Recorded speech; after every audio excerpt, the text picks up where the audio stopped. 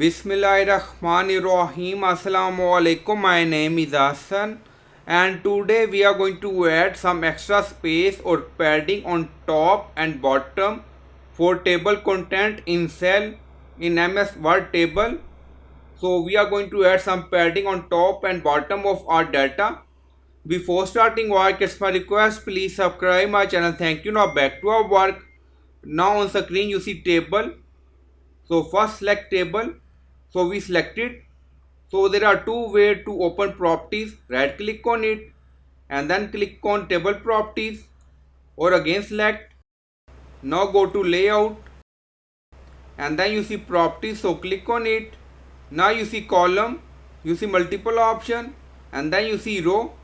So we are going to add some extra space on top and bottom of our table cells content. Now you see specific height. Enable this option. So you can add in centimeter.